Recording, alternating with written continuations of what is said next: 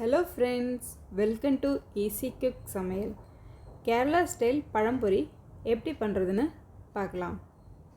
அதுக்கு 4 நேந்திரம் பழம் எடுத்திருக்கேன். ரொம்ப பழுத்த பழமாக எடுத்திருக்கேன். அப்போ தான் பழம்பொரி இனிப்பாக இருக்கும். இதோட தோல் எடுத்து 2ஆக கட் பண்ணிக்கலாம்.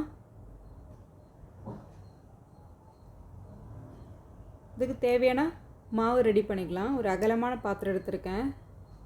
அப்போ தான் மாவு டிப் பண்ணி ஆயில் போட்டு ஃப்ரை பண்ண முடியும்.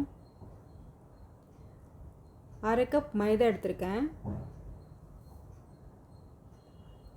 1/4 கப் அரிசி மாவு எடுத்திருக்கேன். இட்லி தோசை மாவு ஒரு கரண்டி எடுத்திருக்கேன்.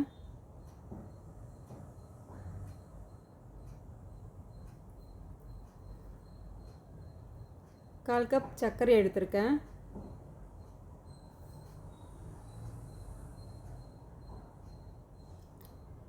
இனிப்பு பேலன்ஸ் பண்ணதுக்காக உப்பு சேர்த்துக்கலாம்.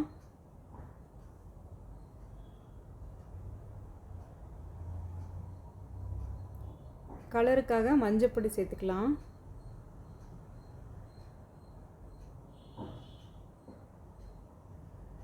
கொஞ்சம் பேக்கிங் சோடா சின்ன ஸ்பூன் தான் எடுத்திருக்கேன். ஏலக்காய் பொடி 1 டீஸ்பூன் எடுத்திருக்கேன். இதெல்லாம் நல்லா மிக்ஸ் பண்ணிக்கலாம். எல்லா மாவும் மிக்ஸ் பண்ணி கொஞ்சம் கொஞ்சமாக தண்ணி விடலாம். 1 கிளாஸ் தண்ணி எடுத்திருக்கேன். கொஞ்சம் கொஞ்சமாக மிக்ஸ் பண்ணிக்கலாம் தண்ணி. நல்லா கலந்து விடுங்க. நம்ம பஜ்ஜி மாவு பதத்தில் இருக்கணும் மாவு. அப்போ தான் பழம் போட்டு எடுக்கும்போது நல்லா ஒட்டிக்கும் மாவு. தண்ணி பார்த்து ஊற்றுங்க.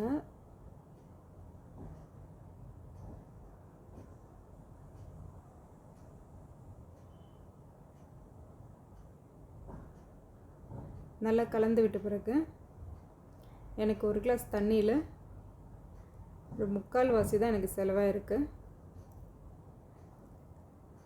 கொஞ்சம் தண்ணி பேலன்ஸ் வந்திருக்கு. இந்த பதத்தில் இருக்கணும் மாவு.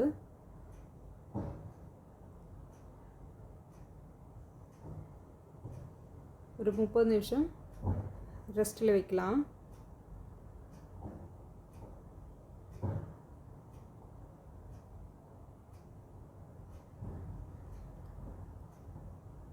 அடுப்பு ஆன் பண்ணி ஒரு கடாயில் எண்ணெய் சேர்த்துக்கலாம். தேங்காய் எண்ணெய் தான் ரொம்ப நல்லாயிருக்கும். நம்ம ரீஃபைண்ட் ஆயிலும் சேர்த்துக்கலாம். கட் பண்ணால் பனானா மாவில் போட்டு அப்புறம் எண்ணெயில் போட்டு ஒன்றுனா பொரிச்சு எடுத்துக்கலாம். இது கேரளா ரொம்ப ஸ்பெஷலு. எல்லா டீ கடையிலையும் இருக்கும். இது ஈவினிங் டீக்கு சாப்பிட்லாம்.